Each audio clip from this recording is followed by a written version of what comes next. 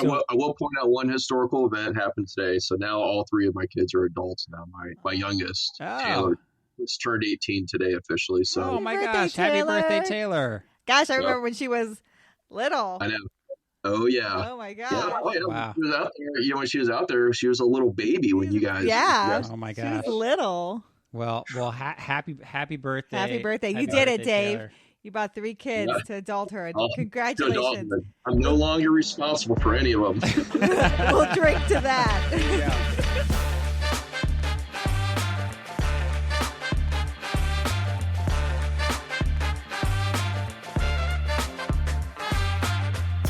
This is the History Buzz. Welcome to the History Buzz today, Dave. Great to be here. This is the History Buzz where we talk about history over a couple of drinks and we let the conversation wander where it may. So today our guest is Dave Rios. And Dave is, I'll just say, a friend of ours, a Navy friend of ours, a Navy buddy, someone we met on my very first ship. And we actually lived with for, off and on over the years because of Navy and all that good stuff. So, Dave, I'll let you introduce yourself to our listeners since this is our second podcast. So my first was with my brother, and my second was the other person that responded to text messages, which was you, Dave. Dave is like a really close friend. We've known Dave for a long time. Yeah. We've known Dave for a while. We're actually heading down to his wedding here in a couple months. Mm-hmm. But Dave, why don't you kind of just introduce yourself real quick? Where are you originally from? Snapshot of career and where you're at now. Yeah, and I think a lot of this will lend to our discussions later. So when I was younger, we moved all over the place. I call home, I guess, where I went through high school, so Cincinnati, Ohio. Yeah. Joined the Navy from there, and then went to San Diego several times. Started off enlisted, went through an officer program, and then Ohio State, commissioned through there, and then went through flight school. Flew helicopters just like Jen, but a different but similar helicopter community. And then, and of course, just a lot of flying, and then going back and doing instructor training. And then after that, met you guys on USS Tarawa. Yep. And then, like you said, we were roommates twice, I believe. Mm-hmm. Yep.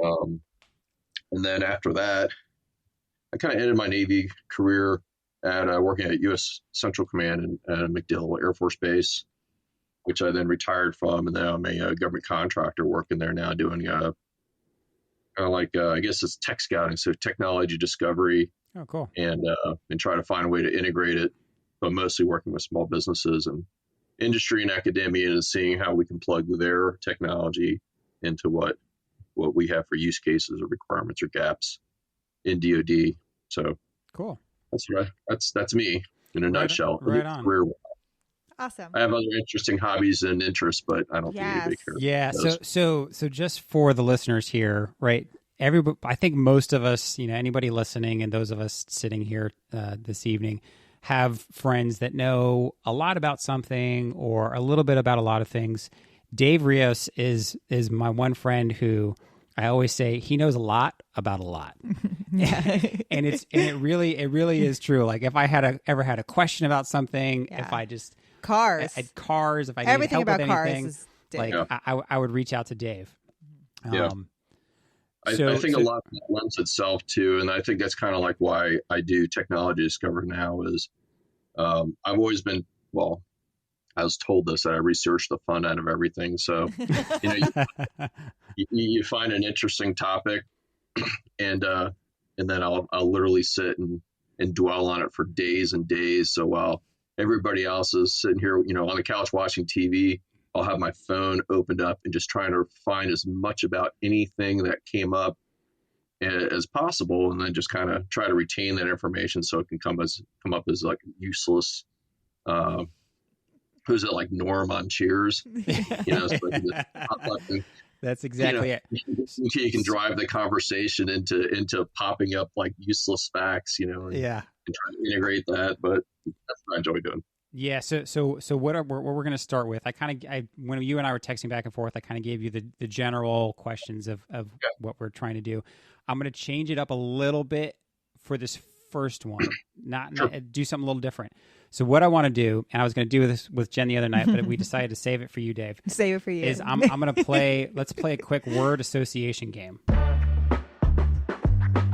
This is the whole thing. Like, you probably bounce this off Jen, and Jen's like, "Yeah, that'll throw him back on his heels." So Dave, real quick, if I say 1970s, what do you think? Okay. Well, I'll give you one phrase. I always look at 1970 is probably one of the best time periods for American muscle. There we go. So that's going to be car related. Okay. Football. College football, Ohio State. You guys know I'm a big Buckeyes fan. There we go. Okay, so that leads into the next one.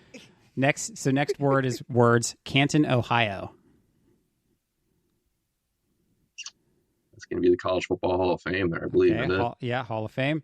Movie stars. I like some guild classics. There's always movies that I always enjoy watching, and I definitely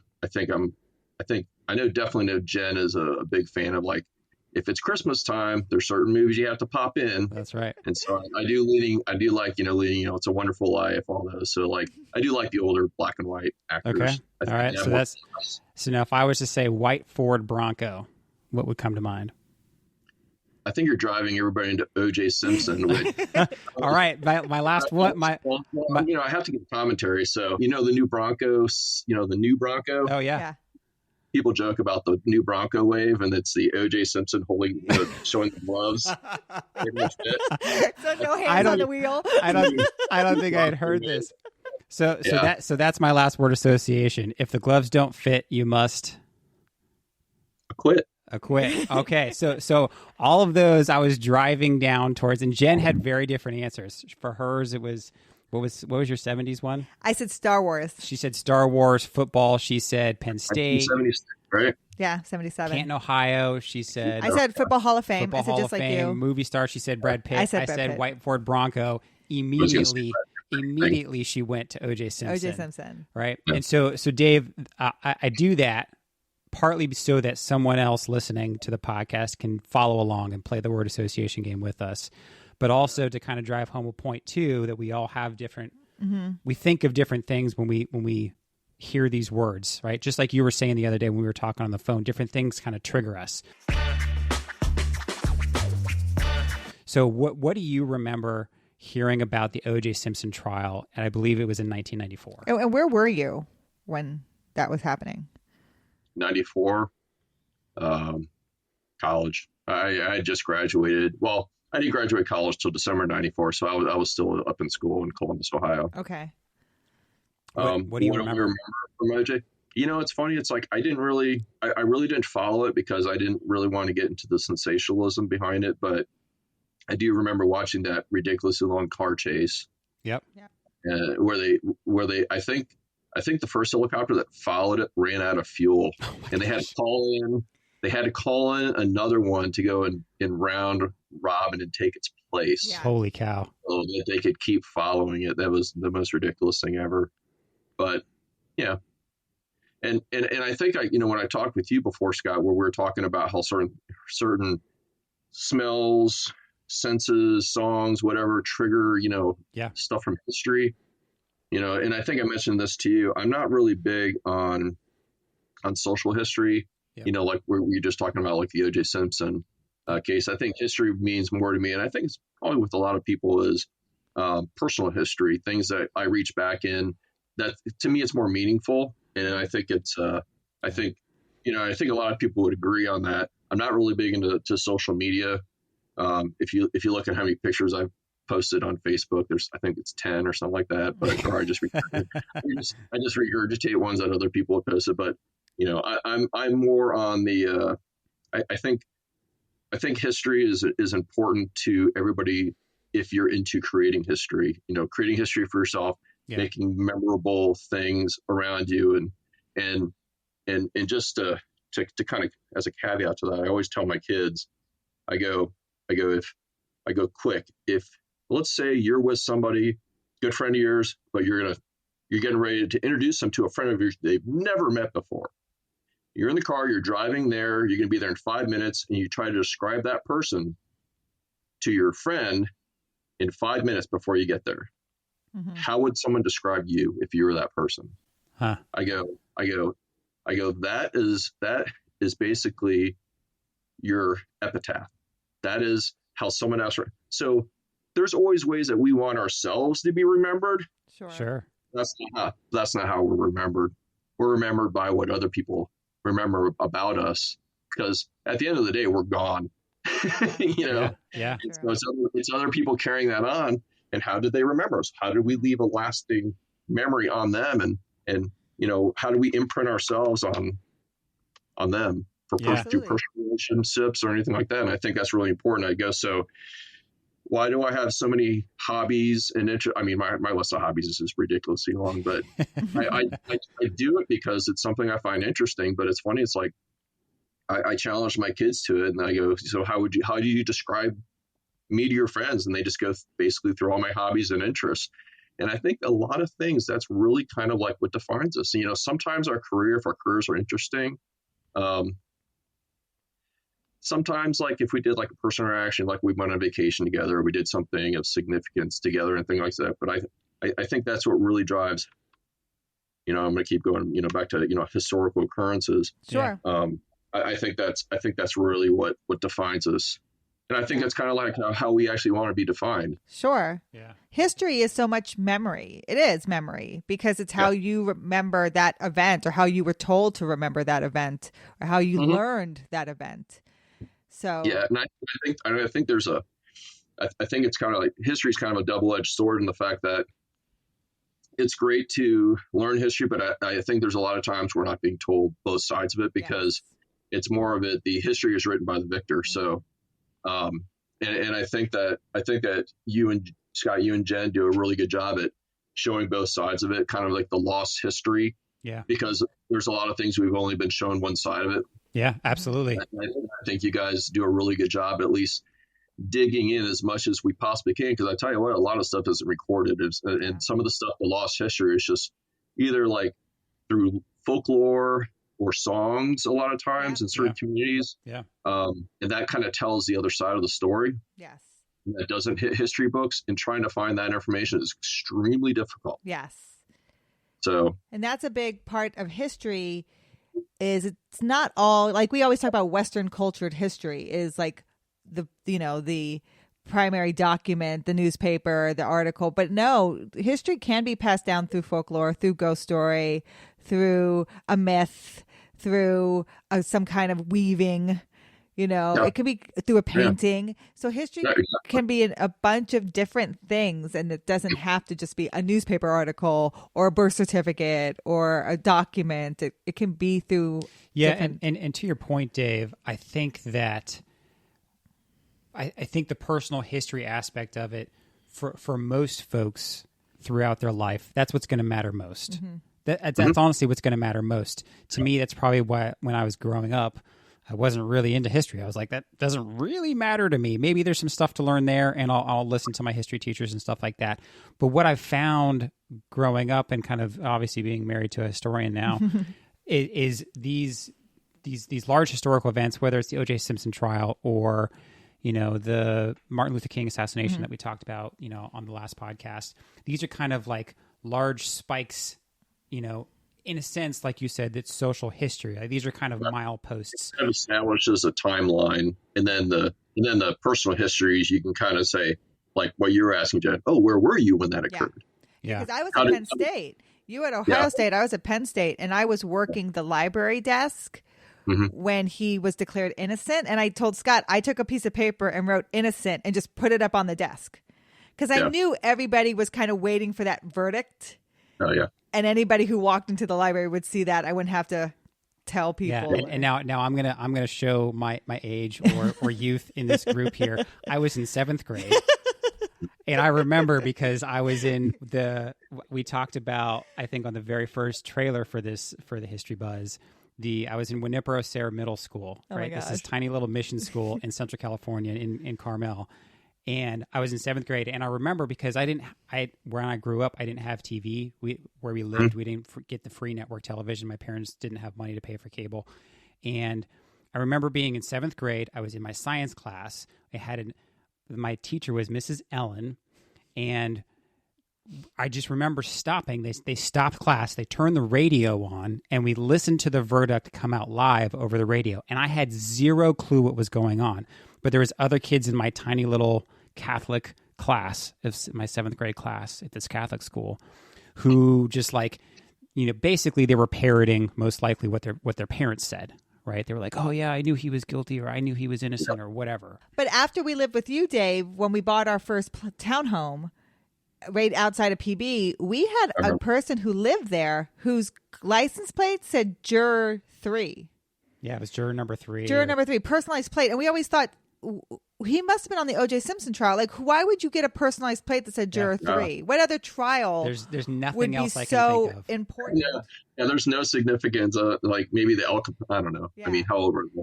Yeah. Like that's the only thing we never asked them, but we thought they must have been a juror on the OJ Simpson trial. Bridge off of what we were just talking about there. What's one of the first major historical events you remember in your lifetime happening? Whether it's personal, right? You got winged, or it's something that happened in the world, or something that happened in the States, or as a kid, you saw on TV, or as a teenager or an adult. Like, what's the first major thing you remember? I'll cover both. So on the social side, I think the biggest one, just because of how traumatic it was, I think it was when the Challenger exploded. Yeah. Was because that one, and I think, I was in 7th grade, I believe, when that happened. Yeah, 7th grade. Yep. And remember the audio visual carts. They literally took mine. It was the same way. I was in 5th grade. Every single audio visual cart that could possibly work, and plug them in. They were showing them in different classrooms, and we're sitting there watching, and then the thing blows up, and you're suddenly going, "What just happened?" Yeah. It's like, wow. and they were all kind of waiting, and I remember the teacher in the classroom just went up and just turned the television off, and she was crying, and we're like, oh, okay. And then everybody learned what was it, a malfunction? I'm like, oh, NASA's version of a malfunction is very different than I think everybody else's definition. Wow. But and that's on the social side, and I will, just because I wanted to make a comment about what the OJ Simpson one. I think historically, that was the very first trial that was social media driven. Yeah, so we were talking about that. The judge had allowed the news to be in there for the whole trial. Yeah. And that was kind of rare at the time to allow news coverage of the entire trial. So you had it on TV, you could watch it. Where you're saying, like, parroting from the kids and stuff like that, because everybody's kind of being forced different opinions based off of where it was being broadcast in whatever news, and and it was almost 9 months long.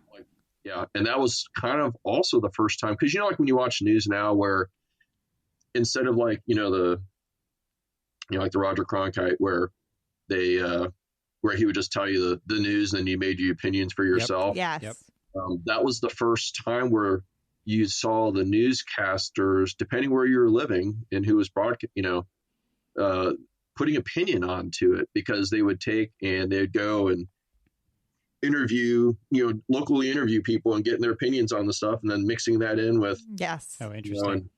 And then having the commentators at the end. Yes, they got those legal opinions, and people would weigh in on their arguments.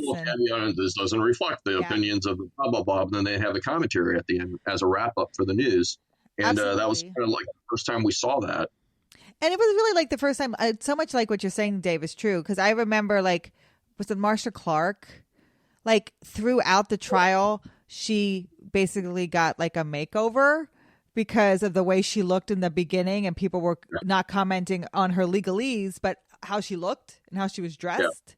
With the permed hair and the boots. So she changed the way she looked and stuff. And this is when the first time you're starting to really see the legal team become celebrities. The Kardashians make their lives off of that trial. Yeah. Because their father was the lawyer. Because literally. I don't think I realized that. You didn't know that. I don't think I realized Their that. dad was OJ Simpson's lawyer. Huh. Yeah. because in real life they do absolutely nothing. No. Oh yeah. Yeah. Their name is their brand. I mean, that's it. Yeah. So they provide nothing to society, but that's how they got famous. So going back, Dave, going back to the Challenger thing. I mean, was there anything that kind of you think came after that for you? Is that like something that got you semi interested in being a pilot in some weird sort of way? When I saw the Challenger explosion, I think that was kind of the first time where you saw that the U.S. had flaws in some of the things, because we saw strength in the U.S. for a very long time, and U.S. made, and then you see this organization that's typically does no wrong. You see this happen, and then once they start doing the investigation, you find out that people are kind of sweeping decision making under the rug, just to kind of push. We got to get this going. We got to get this, and then you found out. I know a lot of history behind it, in fact, but because I have a friend of mine that worked on the space shuttle. Oh wow! But he said, it goes way back. Did you ever watch the documentary on the space shuttle where the Challenger explosion one? I think I have seen a documentary on it. I think you have. It follows the families around too, and it talks about them and the I forget the name of the mission commander, but his wife, she I mean, there's no holds barred. She says everything in it, and it talks about the ones who the company that made the booster rockets and how they're at fault, and how the engineers actually said, hey, it's a no-go. Go, no-go. They're like, it's a no-go. And the guy who is a representative who's sitting there at NASA goes, well, let's take a brief pause. And he literally went and he called them and he goes, you're going to change your mind on this because we're a go. Yeah. So it's so much big PR, like you said, Dave, so much big PR. Because, I mean, right, there was like the teacher going into space. She had won that contest, right? And so much PR had been done about this. And like you said, the United States was riding these highs of the Olympics and things like that. And, movies, right? And everything was so USA. Was it 84 Olympics. I think that was Lake Placid, I believe, 84 Olympics. Yeah. And so everything was like, we were looking indestructible, right? Especially against Russia, which it was still Cold War, right? We're still trying to flex muscles in the Cold War. So we're winning, and it was we had so much momentum, and then that happened. Then you saw big U.S. machine come to a screeching halt, and starting to find out that we had faults of our own, that we had to kind of fess up to ourselves, saying, hey, we can fail also on major programs like that.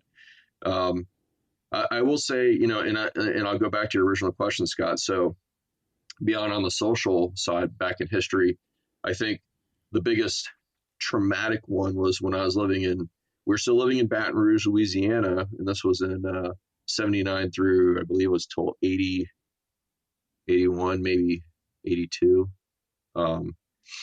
We'd always go up north because my mom's side, they live in Midland, Michigan, and we'd always go up there for for summer, and sometimes we go up there for Christmas. But this happened to be in the summer. We're driving up. We have like one of those gigantic station wagons, and so my brother and I are sleeping in the back, because we just no seatbelts. How about that? Just drop the row seat, and that's a bed, and we're there sleeping. And I remember we hadn't been on the road for maybe 45 minutes, and then bam, we just got rear-ended by a guy who was on like PCP or something like that, who had stolen a car and ran us and knocked us off the road. Wow. That was pretty traumatic for, because we got out there and, and a lot of people see like, your mom and dad as like these strong figures, and my dad, he was a very, I saw him as a very, strong, powerful person. And here he was knocked unconscious. I think he cracked his shoulder and he went into shock. So he was unconscious. Yeah. And you see medical pulling him out and rushing him off the ambulance, and everything was like extremely traumatic, because you're sitting going, what the hell just happened? Yeah. We went in a separate ambulance out there because they wanted to check us all out, because we had like shattered glass on us and stuff. And that was that, it's little things like that. Well, big things like that kind of shake up your world and makes you kind of think, it changes your perspective Absolutely. of, oh, people do get broken, people do get hurt, and it's not just seeing it happen, on TV. When it hits home, it's really powerful. So yeah, that was probably my biggest one. If I look back, all the other stuff was playing and stuff like that with friends and things like that. Sure. Wow. I never knew that, On a Dave. traumatic side, that was powerful. Did anyone have any lasting impacts from that accident? Did any of your family? No. No, that's super interesting, and I like the perspective that you're bringing about the personal history versus the social history, and I like that term. I'm sure that's not a new term for someone who's more of a history buff, but No. I like phrasing it that way. Of to your point, Dave, it really is a social history, right? If you were a hermit living in the woods for your entire life, you wouldn't know anything about OJ Simpson or the Challenger or whatever, right? Your history is just yourself and what happened a year ago, yesterday, the day before that. So right. I like that perspective that you're bringing, and it kind of lets me kind of chew on this a little bit more. Well, it's interesting that both of your memories show vulnerabilities, and both of your memories are breaking down this idealism that you have as a child, right? Because you are born, and it's normal to have some sort of idealism because parents protect that and they want you to maintain your childhood innocence as long as possible. But your memories are when that kind of gets shattered, right? Yeah. So you see the vulnerability of your country, and you're seeing the vulnerability of your family, and you're starting to realize that things are real and bad things do happen, and you kind of grow up in a little, you know. And I don't know if I would call it like shattering perceptions. I think that's one way to look at it. But if you expand that a little bit, right? For me, one of the first historical events, if I was to answer that question, Dave, really was the OJ Simpson trial. And nothing was shattered for me, but the curtain was lifted for my little world. Right. Yeah, you see the inner workings behind things, and you're sitting there going, "Oh, 100%." All of a sudden, it wasn't just Scott Benny in the world. It wasn't me at the center of the universe. There was this thing that everybody knew about, and I was like, "What?" Again, you were Scott sheltered Benny too. I was very sheltered, right? It's 95, and you're listening to it on the radio like it's 59. I think you're absolutely correct, and and I'll go all the way back into when we were first talking Star Wars, and thanks for correcting. I couldn't remember if it was 76 or 77, but yeah, so 77 when Star Wars came out was the very first time where I saw that was my very first drive-in movie I'd ever been to, and we saw it opening day at the drive-in theaters. Cool. And I remember going to school, and I had no idea what they were talking about. My dad was so excited, and my mom said, "Hey, you guys," because when you're little, you jump on the bike after you're done with your homework and you ride off, and you come home when the streetlights turn on. Yeah. Yep. That wasn't the case that night because it was Friday night, and that wasn't the case. My mom's like, "You need to be home at this time because we need to leave because your dad and we're all going to go to drive-in theater." And we're like, "What the hell is a drive-in theater?" And so wow, that's so cool. We saw Star Wars opening night in a drive-in theater. And that's the first time I'd ever been to a drive-in theater. Saw Star Wars, and I had no idea what he was talking about for Star Wars. Went to school the Monday, so 3 days later. Yeah. And it was like, boom, people in your face, like, how many times have you seen Star Wars so far? Because people oh my gosh, that's awesome. 14 times so far. I've seen it like 32. You're like, what the hell are you talking about? Why would you go you not have very good memory or anything? Like, why would you need to see that? That's so cool. Are you rich? How can you afford to go see it that many times? Like, do you have what? Like what? You live there? It's like, hey, but it was incredible, and that honestly, I think was probably the first time people would go and see that same movie over and over and over and over again. Yeah. And it was like street credit. And that was another thing for when I was little. I remember that I'm like, why would people go see it so many times? Because I remember it very well. I remember it very well from the first time when I went. I saw it once. I don't see a need to go see it again. Yeah. So that's so funny. Oh yeah, all of them. The trilogy at least. But sure. But yeah, it was. it was definitely something that, was a little bit of a benchmark, but that was, I think, just because we were so amazed. This is before CGI, Sure. they're doing the green screen, but we were just amazed on how they could make stuff look so real, for space and things like that and everything. But that was the buzz. So to your point, Scott, there was a lot of things where, growing up, if you didn't see it, you're like almost like a social outcast on things. So it's like, for TV, but remember, that's TV. Sure. It's, and people, remember Fall Guy and all those shows, Chips and things. And how many remember how Chips would always open with a mega crash scene? Mm-hmm.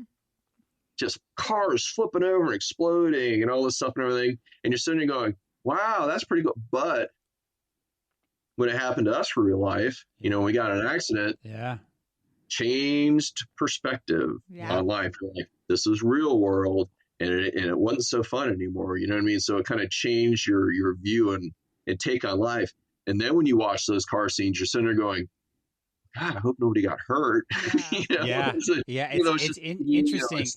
It's interesting how people make those mental shifts, and I find it interesting too, Dave, that each of us kind of had, when we talk about the first major historical event, we're right around that 10 to 12-year-old range, right? Mm-hmm. So like for us, Jen, like that's he's 10, right? He's going to be right around there. Our son, So I'll be curious in 20 years when I ask him, what's the first major historical event you remember? He seems so oblivious though. But it's interesting. It's interesting when that curtain is lifted. Is lifted all for your us. children. I mean, what's going on here? So Dave, let's keep this train moving. And I will point out one historical event happened today. So now all three of my kids are adults now. My youngest, Taylor, just turned 18 today officially. So oh my gosh, happy birthday, Taylor! Gosh, I remember when she was little. I know. Oh yeah. Oh my god. Yeah. Oh, yeah. Wow. She was out there. When she was out there, she was a little baby when you guys. Yeah. Oh my She gosh. was little. Well, happy birthday. Happy birthday. Happy You did it, birthday, Dave. Taylor. You bought 3 kids to adulthood. To Congratulations. adulthood. I'm no longer responsible for any of them. We'll drink to that. There you go. You can tell her you wished her a happy birthday on a podcast. That's how cool you are as a dad. So moving from there, from happy birthdays and kind of the curtain being lifted when we were 10, 11, 12 years old. You've moved around, you've lived all over, even younger, all the way through the Navy. What's kind of a piece of regional history that stands out in your mind from all the places you lived? Again, social or personal. Just from somewhere you lived that you just like, this was fascinating, and I had no idea what this was until I moved there. Yeah. And most people don't know it when I tell them that I lived here. I'm like, but this is the place that this happened, Miami, Florida, it was strange because, I'm Hispanic. I'm Hispanic. My dad is, he's a naturalized citizen, came out of Nicaragua, and met my mom up in Midland. So Miami, I was born down there, had no idea about the influx of the Cubans and Puerto Ricans and all this stuff into Miami. I had no idea. Mm-hmm. Yeah. And then, left from there. So nothing really significant, I would say, in Miami. But then when we moved to Baton Rouge, Louisiana, man, that was a culture shock. Yeah. I remember going and waiting at the school bus, and the kids there going, "Oh, hey, you're a new student this year." I'm like, "Yeah, I am." They're like, "Where were you born?" I'm like, "What? Like, where were you born?" I'm like, "Why?" They're like, "Well, we're trying to determine if you're a Yankee or a rebel." I'm like, "Oh, wow." What? And now, up to that point, no idea what they're talking about. Yeah. Yeah. No idea what Civil War was. Nothing. They hit me cold. They hit me absolutely cold. I'm like sitting because I'm literally starting first grade. Okay. Oh my gosh. And I have no idea what they're talking about. Holy cow. And so I go, "Why? I was born in Miami, Florida," and they're like, They don't even know what to say about that. They're trying to think like, where does that put me? They're like, one of the older kids walks up and goes, "He's neutral." I'm like, what? I'm like, what does that even mean? And then I found out, How sitting with them and interesting. talking with the school bus, it's like, yeah, so if you're born, and then I learned about, so my education on the Civil War was on the school bus of what the Mason-Dixon line was, and Holy cow. what the Confederate Army was, and the Confederate flag, and the War of the Northern Aggression and all this stuff. You got it on the school bus in the South. Yeah, I was taught the Civil War on the school bus every morning.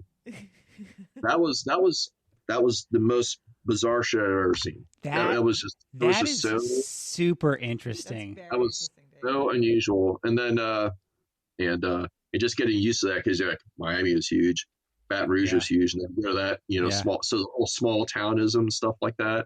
Mm-hmm. And then when we moved to Cincinnati, Ohio, Skyline chili. Yeah. You're sitting here going, why haven't I not known about this ever in my life? Because this stuff is amazing. So Skyline chili, really quick. My brother brought up Skyline on the last podcast. Yeah. Is that like the chili with the spaghetti in it? Yeah. Well, you put it on top of the spaghetti, but yeah. We were asking, so you put the chili on top of the spaghetti. Yeah. Okay. So and it's just regular spaghetti noodles. Yes. Okay. The most common way to do is it's called a three-way. So three-way is just three ingredients. It's spaghetti.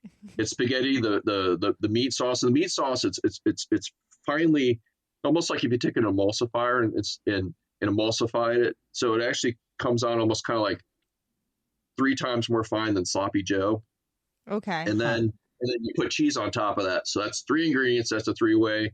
If you want it as a 4-way, you have the option of either putting onions or beans. If you put onions and beans, then that's a 5-way. So there you go. In a nutshell. Now you've been educated, and then you can get like it's like the In-N-Out secret menu. Chili cheese coney, and they know you're not a local if they go, if you want onion and mustard, you always say yes, because what they're going to do is they take the bun and they put a line of mustard in it, put the hot dog on it, a little bit of onion, and then put the cheese cap on there, and then they put it in the little heat oven while it's on there, melts the cheese on the thing. You eat that, you think you're in heaven. It's awesome.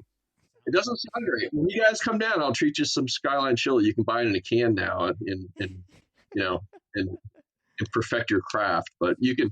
That's so funny you brought that up, because my brother lives in Chillicothe, which is just at all. Yeah, no, it doesn't sound healthy.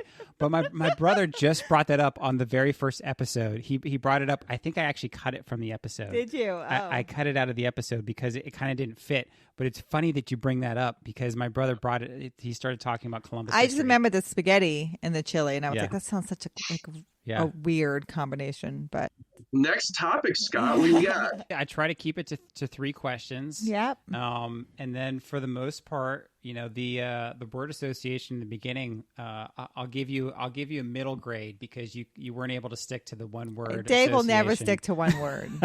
I should have expected that from you, Dave. No. I have to tell you why. I mean, it's like there has to be an explanation behind everything. So right. If I don't give it, then I'll just forget. So Dave, thank you again for coming on the History Buzz. This was a lot of fun. This was super interesting. I mean, I've heard a lot of your stories, and I was really glad that you answered my text, that you decided that you accepted our invitation to come on. I've just created some fun History Buzz swag. So some stickers and stuff. I'll send you the sticker first. You're going to be the first one to get a sticker there, Dave. I was told I was going to get a Walking with History sweatshirt out of this. Oh, okay. Well, Walking with History. No, correction. Hat. You confirmed the hat via Facebook. I still got to work on making the hat. I like trickier. That you dropped the Walk with History, though. Thanks, Dave. Yes. Yeah. So again, thank you, Dave. You passed. I'll give you a passing grade for the word association test. I won't say that you passed with high grades, because you like to explain everything, but that's a good thing on a podcast like this. So thank you for listening to The History Buzz. If you are interested in being a guest on The History Buzz, you can reach out to us at thehistorybuzz@gmail.com.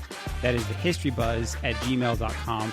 And until next time, my friends, as they say over at the Oz9 podcast, as I learned on Twitter just the other day, this is the Czech way to say cheers, is na zdraví.